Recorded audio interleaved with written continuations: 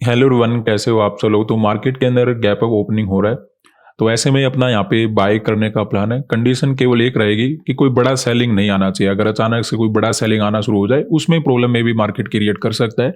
उसमें क्या होगा, अगर बड़ा सेलिंग आ जाता है, क्लोजिंग प्राइस के आसपास आ जाएगा, फिर अगर सपोर्ट भी लेता है तब भी मार्केट के अंदर ब्रेकडाउन होने के चांसेस बढ़ जाते हैं। तो बस उतना नहीं होना चाहिए। अदरवाइज अगर छोटा मोटा सेलिंग आता है या फिर ओपन होते पॉजिटिव मोमेंटम करना शुरू कर देता है, तो वहां पे हम रिट्रेसमेंट के साथ बाय करने का ही प्लान रखने वाले हैं। तो अभी वेट करते हैं, जैसे मार्केट के अंदर फर्स्ट कैंडल बनेगा उसके अकॉर्डिंग हम डिसीजन बनाने की फर्दर कोशिश करेंगे। तो यहाँ पे देखिए, मार्केट में हम तो रिट्रेसमेंट का वेट ही कर रहे थे, लेकिन मार्केट में कुछ ज़्यादा ही रिजेक्शन आ गया। तो यहाँ पे अब हमें एंट्री बना लेना चाहिए या फिर मार्केट के अंदर और वेट करना चाहिए।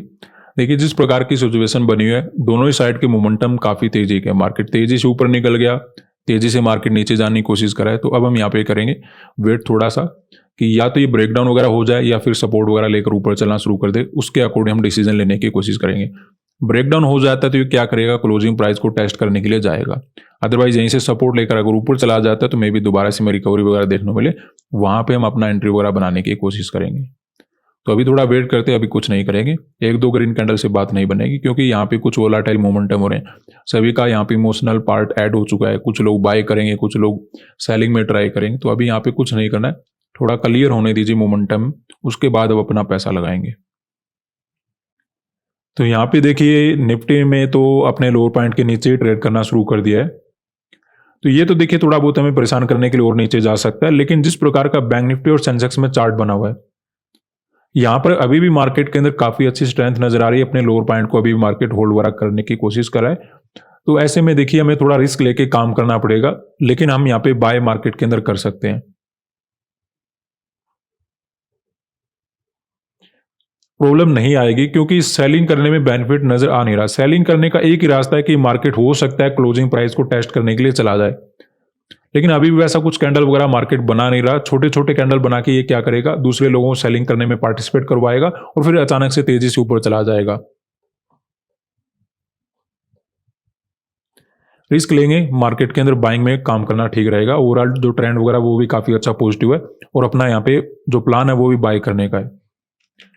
यहाँ पे ऐड करेंगे 1050 क्वांटिटी अपना बैंक निफ्टी में।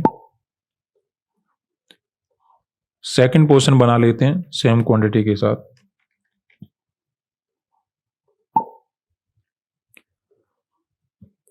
सेंसेक्स में ऐड करेंगे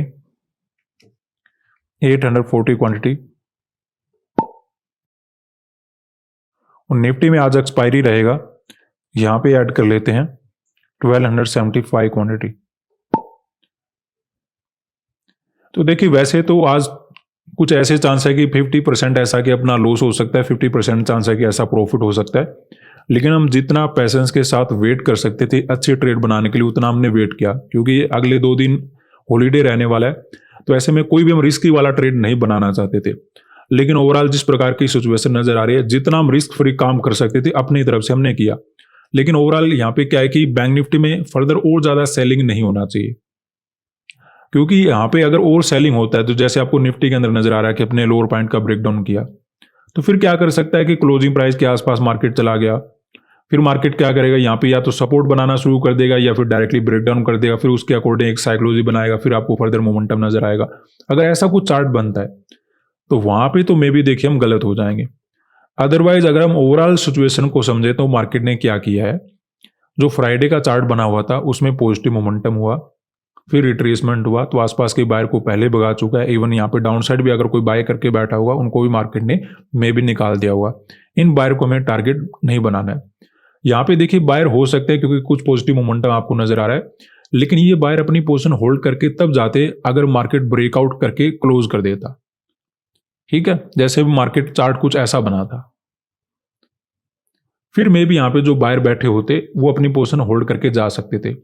लेकिन मार्केट ने ब्रेकआउट किया नहीं, पहले ही क्लोज करके चला गया। तो जैसे आपको आपके साथ एनालिसिस में डिस्कस किया था कि यहाँ पे भी बायर जो बैठे हैं उनको मैं टारगेट नहीं बनाना है, क्योंकि वो अपनी पोजीशन ज्यादा क्वांटिटी में होल्ड वगैरह करके नहीं गए होंगे, और मे भी यहाँ पे बायर अपनी पोजीशन होल्ड करके भी नहीं गए होंगे, क्योंकि ब्रेकआउट होता ना फिर मार्केट के अंदर ट्रेडर रिस्क लेते। अदरवाइज मिडिल में 2 दिन का हॉलीडे था, कुछ ज़्यादा पॉजिटिव मोमेंटम उनको मिला नहीं था, तो ऐसे में यहाँ पे भी बायर जो बैठे उनको टारगेट हमें नहीं बनाना है। ऐसे हमने बैंक निफ्टी वगैरह के अंदर देखा था कि मार्केट ने क्या किया, रिट्रेसमेंट देकर आसपास के बायर को भगा चुका है, कोई फर्दर ब्रेकआउट वगैरह किया नहीं, क्योंकि ब्रेकआउट क्या होता है, ब्रेकआउट से ट्रेडर को कॉन्फिडेंस आ जाता है कि ठीक है मैं बैठा रहता हूँ। लेकिन वैसा कुछ हुआ नहीं, पहले मार्केट अपना क्लोजिंग करके चला गया। तो यहाँ पे हो सकता है किसी ने कॉल का ट्रेड बनाया होगा, लेकिन जिस प्रकार का क्लोजिंग देखने उसको मिला वो पहले पहले अपने ट्रेड को कट करके चला गया। अगर यही मोमेंटम फर्दर हो जाता, ब्रेकआउट वगैरह हो जाता, फिर हमें इन बायर को टारगेट में भी बनाना पड़ता। तो इसलिए इन बायर को हमें टारगेट बनाने की आवश्यकता नहीं है। हालांकि हमें गैप अप तो ठीक मिला था, लेकिन कैंडल काफी तेजी से ऊपर निकल गया था, इसलिए हम थोड़ा रिट्रेसमेंट का वेट कर रहे थे कि रिट्रेसमेंट मार्केट के अंदर हो जाए। लेकिन जब रिट्रेसमेंट वाले कैंडल मार्केट ने बनाए, वो काफी तेजी का मार्केट डाउनसाइड नीचे आ गया। अब देखिए छोटा मोटा रिट्रेसमेंट हो जाता है फिर उसमें अच्छा रहता है, लेकिन जब कैंडल ऐसे कुछ बनने शुरू हो जाए तो कभी कभी छोटा मोटा ब्रेकडाउन हो जाता है। स्पेशली ऐसा होता है कि एक इंडेक्स में ब्रेकडाउन हो जाए, किसी इंडेक्स में नहीं होगा। जैसे अभी हमें नजर आ रहा है कि निफ्टी के अंदर ब्रेकडाउन हो गया, बैंक निफ्टी सेंसेक्स के अंदर ऐसा कुछ हुआ नहीं। तो कभी कभी ऐसा सिचुएशन बन जाता है, इसलिए हम वेट कर रहे थे कि अगर रिट्रेसमेंट कुछ ऐसा हो रहा है, अगर मार्केट जितना तेजी से ऊपर गया था उतना ही तेजी से नीचे आ चुका है, तो हल्का सा वेट कर लेते हैं, हो सकता है कुछ सेलर को मार्केट ऐड करे और फिर ऊपर चलना मार्केट शुरू करे। इसलिए हम वेट कर रहे थे कि मार्केट के अंदर हम यहाँ पे वेट करेंगे तो एक अच्छा ट्रेड मिलेगा एज कम्पेयर टू अगर हम यहाँ पे जल्दबाजी करेंगे, क्योंकि हमें ओवरऑल दोनों ही साइड के मॉर्निंग में मोमेंटम नजर आ रहे थे। हालांकि हम यहाँ पे बाइंग करने को प्रेफरेंस दे रहे थे, क्योंकि आपको पता है कि मार्केट क्या कर रहा है, कंटिन्यू ऊपर जा रहा है। सेलिंग करने में क्या बेनिफिट है नहीं। अब देखिए किसी ने ये सेलिंग का मोमेंटम कैप्चर कर लिया, छोटा मोटा कोई और सेलिंग का मोमेंटम कैप्चर कर लिया, वो बात अलग रहेगी। अदरवाइज मार्केट अगर आप देखोगे कंटिन्यू ऊपर जा रहा है। ज्यादातर केसेस में तो आपको रिट्रेसमेंट भी देखने को नहीं मिलेंगे, छोटे मोटे सेलिंग हो रहे हैं, अदरवाइज मार्केट कंटिन्यू ऊपर जा रहा है। तो इसलिए हम बाइंग में ही पैसा ज्यादा लगाना चाहते थे, लेकिन एक थोड़ा सही एंट्री करना चाहते थे कि अपना ट्रेड गलत मार्केट के अंदर ना जाए। तो इसलिए वेट किया, उसके अकॉर्डिंग हमने यहाँ पे बाय किया कि मार्केट के अंदर हो सकता है कुछ सेलर को ट्रैप वगैरह बनाए और फिर से मार्केट ऊपर चलना शुरू कर दे। अगर ये कैंडल थोड़ा छोटा बनता तो हम जल्दी बाय कर लेते, लेकिन एक ही कैंडल में बड़ा मोमेंटम हो गया था, इसलिए हमें रिट्रेसमेंट का वेट करना पड़ा। तो अब देखते हैं, अभी भी ऐसा नहीं कि मार्केट ऊपर चला ही जाएगा, अभी भी ऐसा हो सकता है कि मार्केट ब्रेकडाउन वगैरह करे और फर्दर सेलिंग में चला जाए। उस केस में हम अपना एसएल वगैरह देकर मार्केट को निकल जाएंगे। अदरवाइज अगर प्रॉफिट बनाने का मौका मिलता है तो उससे अच्छी बात हो नहीं सकती। छोटा सा रेजिस्टेंस लेवल है, कोई ज़्यादा प्रॉब्लम नहीं है। रेजिस्टेंस अच्छा, ऐसा नहीं कि रेजिस्टेंस अच्छा नहीं है, लेकिन जितना सेलिंग होना था हमें यही ध्यान रखना था कि हम डायरेक्टली यहाँ पे एंट्री वगैरह ना बनाए। बस हमने उस बात का ध्यान रखा, रिट्रेसमेंट का वेट किया। अब मार्केट के अंदर कहीं ना कहीं अगर पॉजिटिव मोमेंटम होता है तो फर्दर हमें ब्रेकआउट वगैरह मिल जाएगा, और अगर नहीं होता है तो फिर आपको पता है आपको क्या करना चाहिए, लॉस वगैरह लेकर चले जाना चाहिए। तो अभी तो अपना लॉस वगैरह इंक्रीज हो रहा है, देखते हैं नेट में हमें क्या मिलता है। तो यहाँ पे अपनी ट्रेड में प्रॉफिट इंक्रीज होना शुरू हो चुका है। बैंक निफ्टी में ओवरऑल हमें काफी अच्छा प्रॉफिट नजर आ रहा है, थोड़ा बहुत हमें सेंसेक्स और निफ्टी से भी हेल्प हो रही है। ये हमारे लिए अच्छी बात है कि बैंक निफ्टी ऊपर जा रहा है, क्योंकि हमारे पास ट्रेड यहाँ पे अच्छे होते हैं। एज कम्पेयर टू निफ्टी और सेंसेक्स देखें तो इतने ऊपर नहीं गए, लेकिन ओवरऑल अगर ये भी साथ में चलते हैं तो टारगेट अचीव करना हमारे लिए काफी आसान रहेगा। तो ऑलमोस्ट अपना रेगुलर टारगेट तो अचीव होने वाला है, और हम कोशिश करेंगे रेगुलर टारगेट बुकिंग करके निकल जाए। ज़्यादा रिस्क लेना यहाँ पे ठीक रहेगा नहीं। तो यहाँ पे अपना ट्रेड हम बुक कर लेते हैं और ज़्यादा हम लालच नहीं करेंगे।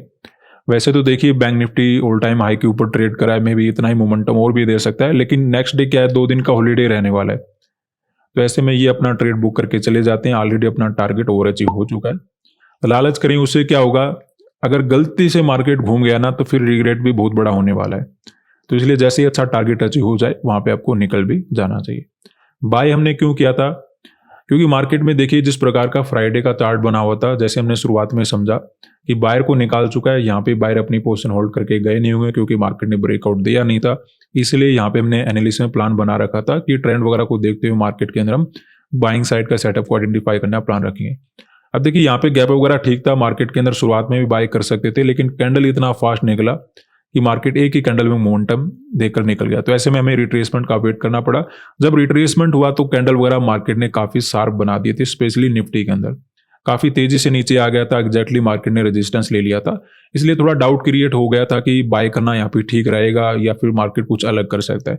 इसलिए हमने फर्दर वेट किया। फिर मार्केट ने क्या किया, निफ्टी ने जस्ट छोटा मोटा ब्रेकडाउन किया अपने लोअर पॉइंट का, और बैंक निफ्टी और सेंसेक्स ने अपने आप को होल्ड किया। तो फिर हमने ट्रेंड वगैरह को देखते यहाँ पे रिस्क लिया कि कुछ में भी मार्केट सेलर को ऐड करे, नीचे तो नहीं जाने वाला। ठीक है। अगर नीचे जाएगा तो कुछ ऐसा ही कैंडल बना के अचानक से निकल जाता तो निकल जाता, अदरवाइज अगर मार्केट ने थोड़ा होल्ड करना शुरू कर दिया तो ये केवल क्या करेगा, कुछ नए सेलर को ऐड करेगा, फर्दर हमें पॉजिटिव मोमेंटम देखने को मिल सकता है, उसके अकॉर्डिंग बाय किया।